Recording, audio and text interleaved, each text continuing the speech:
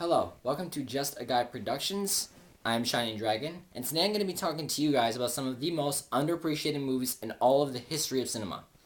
I'm of course referring to the John Green and Selena Lowe video biographies. No, not at all. I'm talking to you today about the Scorpion King franchise. I discovered this franchise purely by accident when, about 5 years or so ago, I think it was back in 7th or 8th grade, I put Michael Clark Duncan into my DirecTV DVR Smart Search to see what movies he was in, because Michael Clark Duncan is one of my favorite actors, rest his soul. And I saw a movie there called The Scorpion King. I checked it out, read the little bio it gave, saw that it was an action movie, and also that it had Dwayne Johnson in it, both of which I was amused by. So I set it to record. When it popped up a couple hours later on my DVR, I hit play and I watched it. Originally, the only thing that really attracted me about that movie was the fight scenes, but as I kept watching, I was pleasantly surprised. The plot was decent, the acting wasn't too bad, and the action was phenomenal throughout the rest of the movie. But before I can talk to you about The Scorpion King, I have to first discuss with you guys The Mummy Returns. So The Mummy Returns is the sequel to The Mummy, continuing the adventures of Rick Ricochet O'Connell, his wife Evelyn, brother-in-law Jonathan, and son Alex, the age of whom is subject to a bit of controversy. So the first time we see Rick O'Connell, he's exploring a tomb in Egypt along with his wife, having had met, fallen in love, and been married over the time lapse of the first Mummy movie, information for which I of course looked up online. So they're exploring this tomb, being jokingly sabotaged by Alex the whole time, and they discover an artifact called the Bracelet of Anubis. Evelyn seems to know her way around pretty well, even though her physical body has never been to that tomb before in her life. She's telling Rick about these dreams that she has, in which she's seen herself as the reincarnation of an ancient Egyptian princess, Nefertiti. Rick originally doesn't believe her, and jokingly asks, "If you really have been here before, could you please show us the way to go," or something along those lines. And she navigates it pretty well, even though her physical body, as said before, has not appeared in that tomb once. So they discover this bracelet and return to their awesome house in England.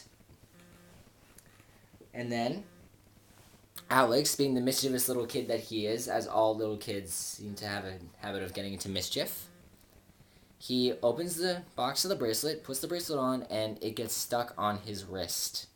He hides it from his mother instead of confessing to the truth, which would have meant for a very boring plot. And as she's searching for the key to the box, some red-tunicked, sword-wielding soldiers arrive, armed with swords and daggers and guns and strange weapons that you can throw at people's heads. Total chaos. Massive fight breaks out. Jonathan is mistaken for Rick and held hostage, about to have his throat slit and some sort of snake torture done to him.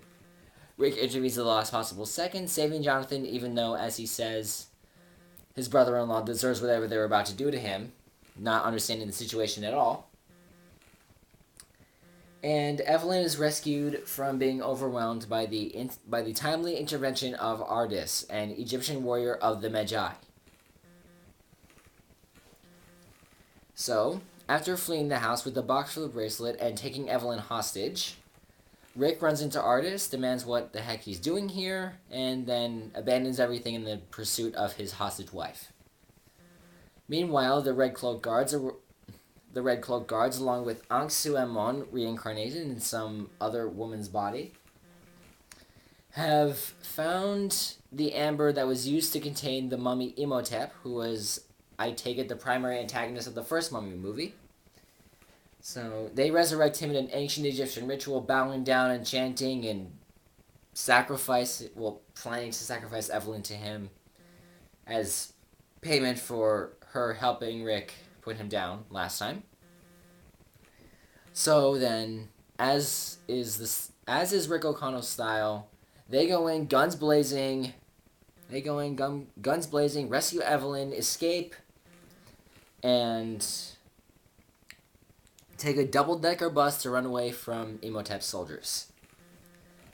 The whole time, Imhotep's followers are informing him that it is the year of the Scorpion, which means that if the bracelet is brought to a pyramid in the oasis of Ankhsher in Egypt, then the Scorpion King can rise, take command of the army of Anubis, and conquer and destroy the world. So Rick has to go and stop him because, that's the right thing to do. Imhotep wants to go meet the Scorpion King, pledges allegiance, and then double-cross him so he can command the army of Anubis and take over the world as per his plan in the previous movie. So this all leads to a disastrous pursuit in which Alex almost dies several times, pulls off many miraculous escapes, and... oh yeah. Artis continues to inform Rick of his connections to the Magi because he spies the Magi signature tattoo on Rick's wrist, informing him that he is one of the Magi, even though he claims that was just something slapped on him in an orphanage in Cairo. So after Alex is rescued, they rush to the pyramid to get the bracelet off before sunset, because unless it's removed before sunset, then it will kill him. So thankfully enough, they get inside the pyramid in time, the bracelet pops off, Alex swings it across the room, and Anck-Su-Amon returns and stabs Evelyn, who dies dramatically in Rick's arms. As he sobs and weeps over her body, Jonathan hugs Alex, and then Rick sets off for revenge against Imhotep, even though by this point, his son is safe, so he really doesn't care what happens with the Scorpion King. He sets off just to avenge his wife. So, Alex has his idea because Evelyn taught him to read ancient Egyptian. So he and Jonathan take Evelyn's body inside the temple and search for the Book of the Dead. Jonathan clumsily but effectively fights off Anck-Su-Amon.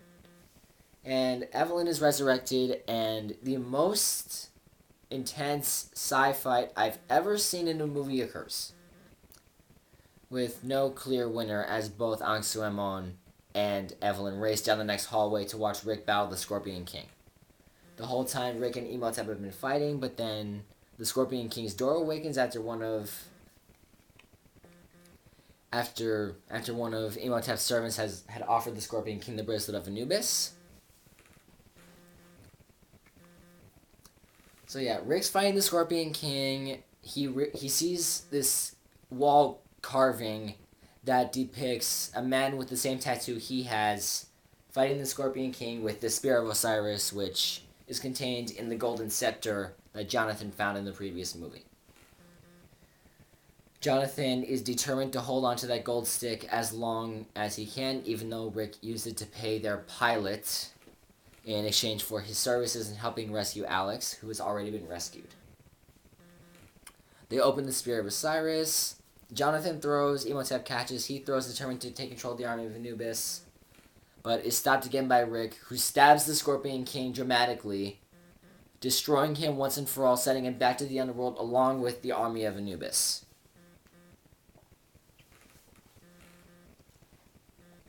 Okay, that is the plot of the movie. Everything went out exactly as I figured. Very predictable, but nonetheless, not the worst movie in the world. I give it a solid 8 out of 10, even though ratings are typically kept for the end of movie reviews. My only real complaint is with the special effects. They were awful. Like, some of the worst CGI I've ever seen in movies. Like, Lord of the Rings, phenomenal. The Hobbit, phenomenal. Transformers, freaking phenomenal. But here, awful. Like, why? Just why? Ugh. Like, nothing was animated convincingly. Not even the set designs were very good. The plot of the movie was great. The acting was good. Characters very well developed. I loved the Scorpion King. I mean, Dwayne Johnson was only in the movie for about 5 minutes, but still, the Scorpion King was my favorite character in the entire movie, even though he died dramatically, which was extremely upsetting. I was actually really upset because Matthias the Scorpion King is portrayed as the hero in the other 3 movies, and yet here he is the main villain, in which both Rick and his arch-enemy Imhotep are desperate to kill him.